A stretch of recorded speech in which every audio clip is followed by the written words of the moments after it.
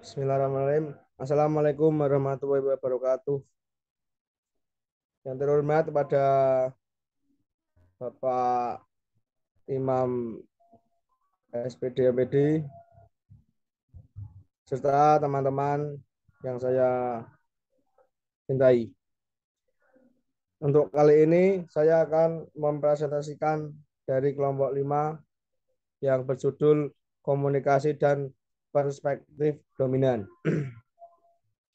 Izinkan saya untuk memperkenalkan anggota kelompok 5. Yang pertama ada Rosi Ayu Andani dengan NIM belakang 33. Kemudian ada Amalia Putri Anggraini dengan NIM belakang 43.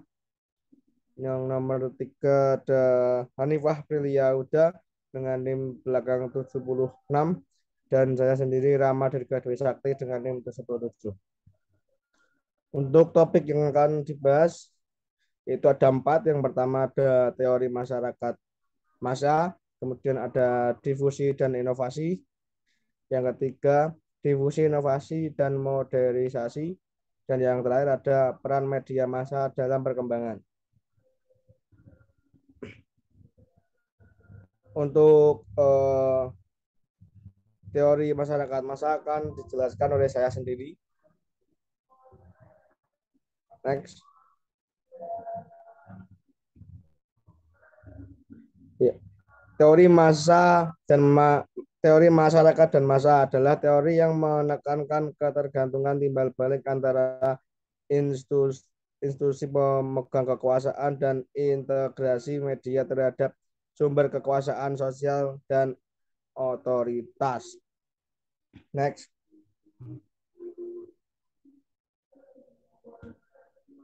Asumsi teori masyarakat massa. Yang pertama ada media dipandang sebagai suatu yang membahayakan. Yang kedua, media mampu mempengaruhi pemikiran rata-rata orang. Yang ketiga, ketika pemikiran orang sudah dirusak oleh media, semua bersifat jelek. 4. Rata-rata orang mudah mengancam media. 5. Situasi sosial dapat menjadi kacau akibat ucapan media. Dan yang terakhir ada media massa menurunkan nilai-nilai budaya. Dan ada pandangan awal teori masyarakat massa. Yang pertama ada pandangan Ferdinand Tönnies. Yang pertama ada James Inscaff. Dan yang kedua ada Giselle Scaff. Untuk pandangan yang kedua yaitu pandangan dari Emily Durkheim.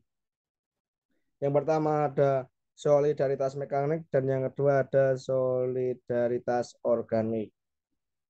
Terima kasih dari saya. Untuk selanjutnya akan dipaparkan oleh saudari Amel. Waktu dan layar kami persilahkan.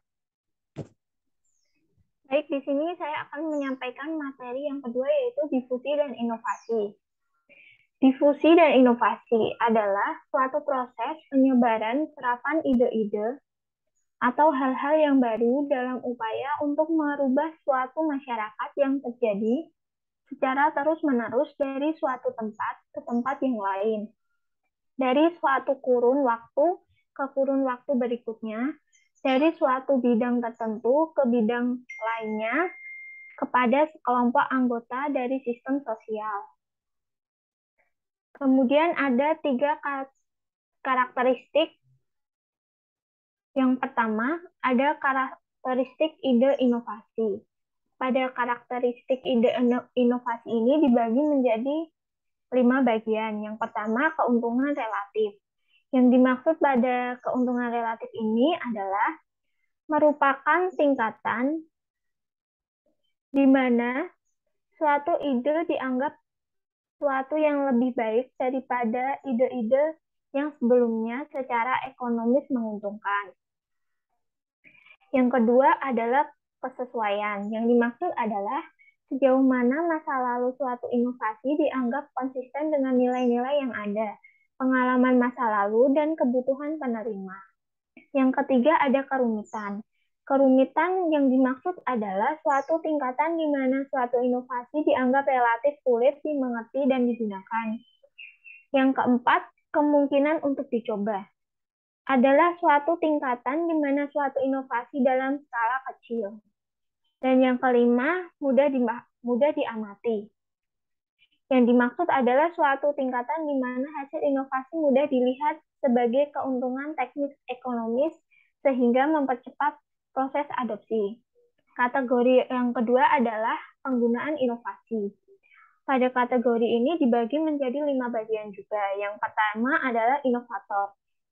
Yang dimaksud adalah sekelompok orang yang berani dan siap untuk mencoba hal-hal baru. Yang kedua, pengguna awal. Yang dimaksud adalah kelompok ini lebih lokal dibanding kelompok inovator. Yang ketiga, ada mayoritas awal. Yang dimaksud adalah kategori adopsi seperti ini merupakan mereka yang tidak mau menjadi kelompok pertama yang mengadopsi sebuah inovasi. Yang keempat, mayoritas akhir. Yang dimaksud adalah kelompok ini lebih berhati-hati mengenai fungsi sebuah inovasi. Yang kelima, laggard. Yang dimaksud adalah kelompok ini merupakan orang terakhir yang melakukan adopsi inovasi. Kemudian yang terakhir ada tahap proses adopsi. Dibagi menjadi 5 bagian juga. Yang pertama, tahap pengetahuan. Yang dimaksud adalah dalam tahap ini, seseorang belum memiliki informasi mengenai inovasi baru. Kemudian tahap persuasi. Yang dimaksud adalah pada tahap ini, individu tertarik pada inovasi dan aktif mencari informasi atau detail mengenai inovasi. Yang ketiga, tahap pengambil keputusan. Yang dimaksud adalah pada tahap ini, individu mengambil konsep inovasi dan menimbang keuntungan atau kerugian dari menggunakan inovasi dan memutuskan apakah akan mengadopsi atau menolak inovasi. Yang kelima, tahap implementasi. Yang dimaksud adalah pada tahap ini, memperkerjakan individu untuk inovasi yang berbeda-beda tergantung pada situasi. Dan yang terakhir, tahap konfirmasi. Yang dimaksud adalah setelah sebuah keputusan dibuat, seseorang kemudian akan mencari pembenaran atau keputusan mereka. Demikian yang dapat saya sampaikan. Saya kembalikan kepada moderator. Baik, terima kasih.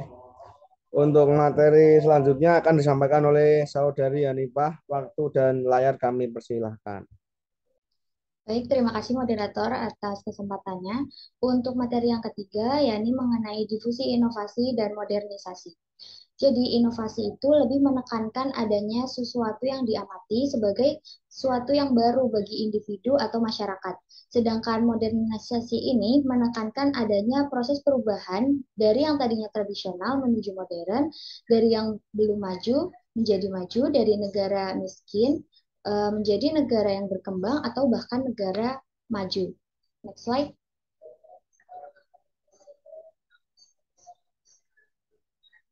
Nah, selanjutnya ada ciri pokok teori modernisasi. Yang pertama, modernisasi merupakan proses yang bertahap.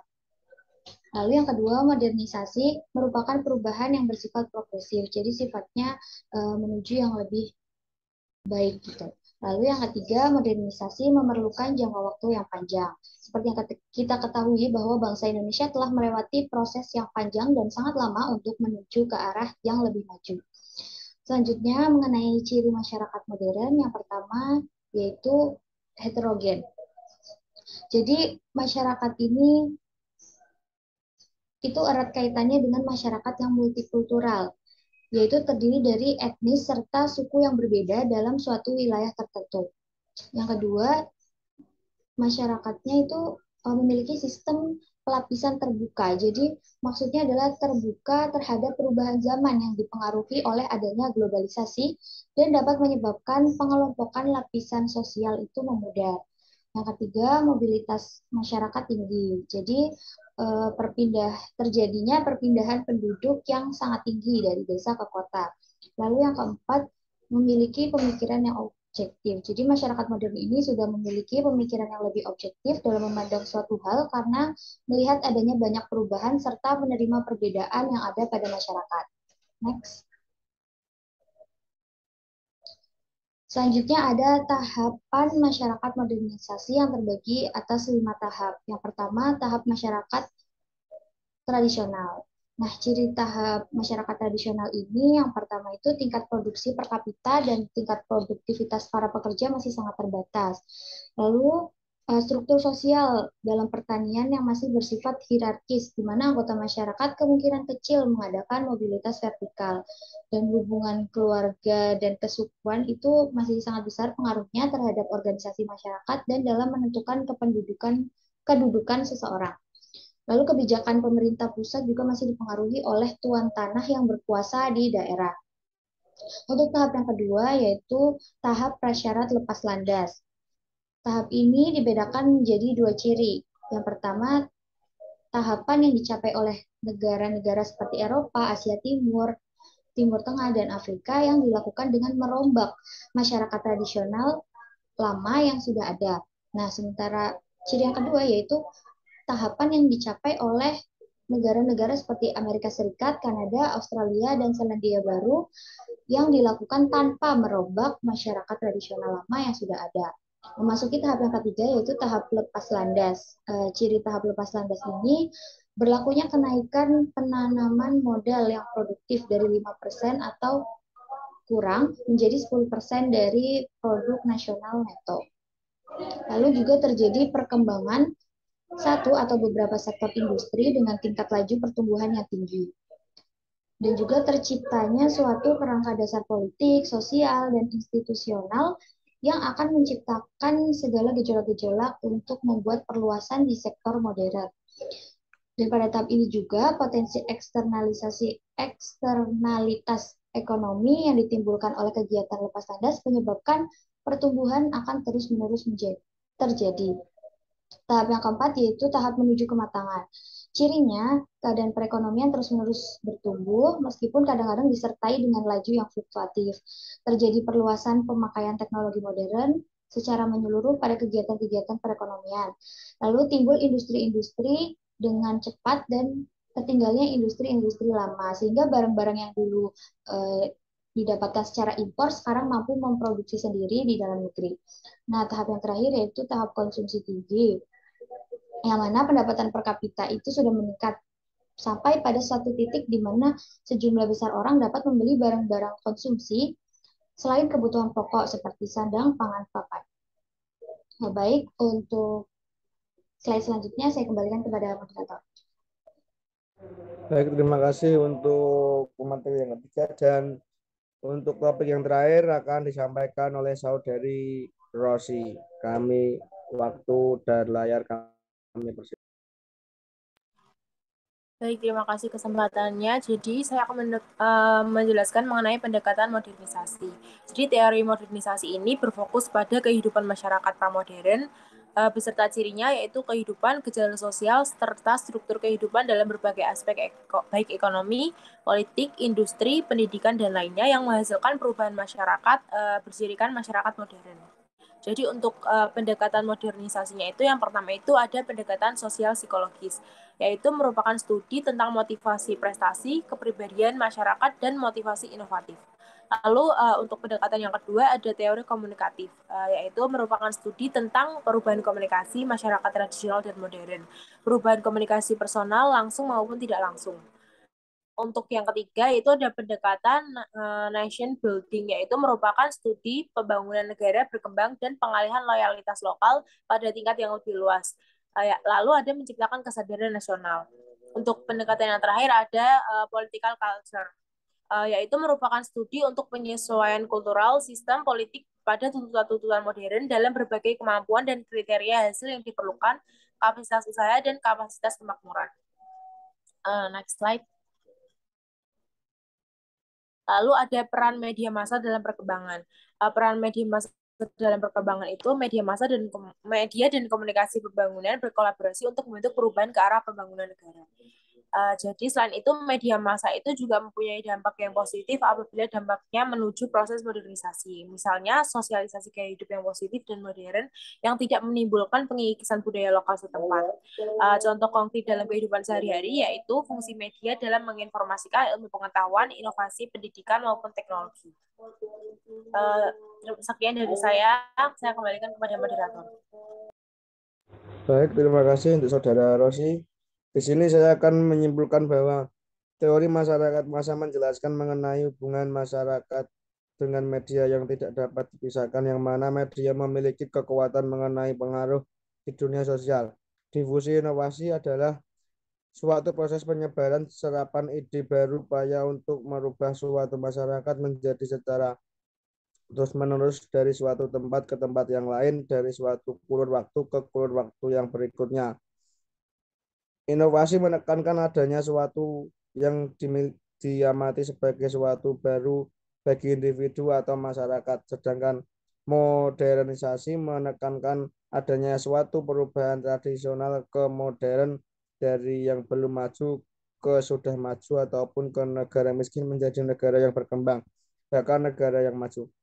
Komunikasi pembangunan merupakan sebuah komitmen untuk meliputi secara sistematik problematika yang dihadapi dalam pembangunan suatu bangsa. Media massa mempunyai dampak positif apabila dampaknya menuju proses kemodernisasi, dan media komunikasi pembangunan berkolaborasi untuk membangun perubahan ke arah pembangunan. Baik, itu saja presentasi dari kelompok 5. Apabila ada salah kata, mohon dimaafkan. Wabillahi walidayah. Wassalamualaikum warahmatullahi wabarakatuh.